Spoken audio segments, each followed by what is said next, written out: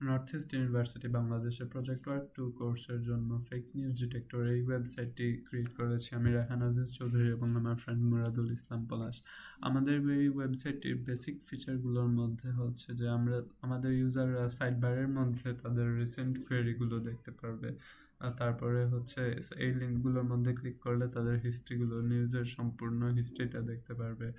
তারপরে আমাদের সাইটের মধ্যে 2টি স্ট্যাটিক পেজ আছে, যেখানে অ্যাবাউট আসটা আছে আর হাউ ইট ওয়ার্কস। এই পেজটার মধ্যে আমাদের সাইটটা মানে ব্যাকএন্ডে কীভাবে কাজ করে তা এক্সপ্লেন করা আছে।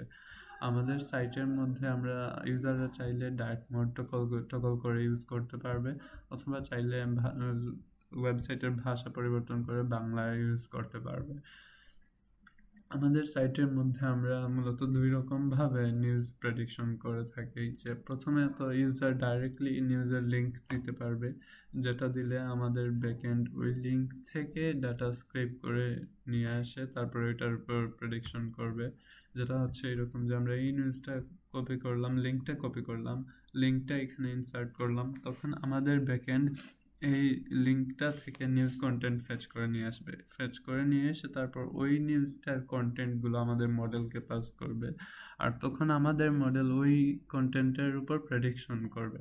আর প্রেডিকশন শেষ হয়ে গেলে তখন হচ্ছে যে আমাদের ব্যাকএন্ড সার্ভার আরেকটি স্টেপ প্রসেস শুরু করবে, যেটা হচ্ছে যে নিউজের উপর ওই যে নিউজের হেডলাইন ছিল ওইটা দিয়ে গুগল সার্চ করবে। গুগল সার্চ করার পরে দেখা যাবে যে এইটার মধ্যে এই সার্চ রেজাল্টের মধ্যে প্রথমত রেপুটেবল সোর্স আছে কিনা। যে রেপুটেবল সোর্স থাকলে তারপরে ওই রেপুটেবল সোর্সগুলো এখানে শো করবে। যে দেখা যাচ্ছে শারীরিক অবস্থা ঠিক থাকলে রোববার খালেদা জিয়াকে লন্ডনে নেওয়া হবে, এটা প্রথম আলোর নিউজ। এখন দেখা যাচ্ছে যে এখানে বলতেছে যে এটা 7টা ট্রাস্টেড ওয়েবসাইটের মধ্যে খুঁজে পাচ্ছে যে শারীরিক অবস্থা ঠিক থাকলে খালেদা জিয়াকে, এরপরে Ittefaq, RTV, UNB, BBC Bangla, daily star, Manabzamin, এই সাইটগুলো থেকে আমাদের রেলেভেন্ট নিউজগুলো নিয়ে আসতেছে।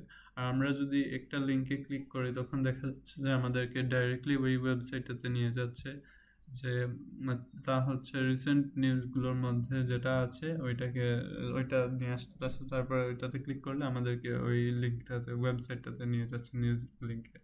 আমরা একইভাবে এখানে ডাইরেক্টলি টেক্সট কপি করে নিয়ে দেখতে পারবো যে লন্ডন থেকে ঢাকার উদ্দেশ্যে রওনা হয়েছেন জুবাইদা রহমান। তো আমরা এখানে আগেরটাতে লিঙ্ক দিয়ে টেস্ট করছিলাম, এখন আমরা ডাইরেক্ট টেক্সট দিয়ে টেস্ট করতেছি।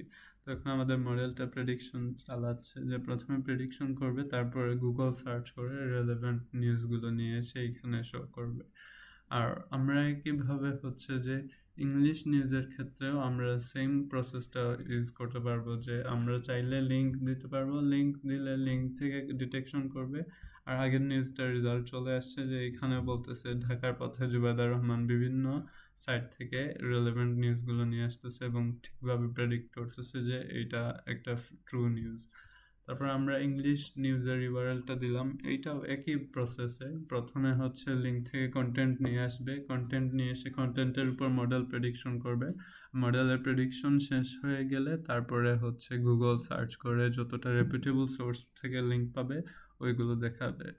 তো এইখানে দেখা যাচ্ছে যে এটা CNN, আল জাজিরা আর BBC, এই 3টা ওয়েবসাইট, 4টা আর গার্ডিয়ান, এই 4টা ওয়েবসাইট থেকে এই নিউজগুলো পেয়েছে।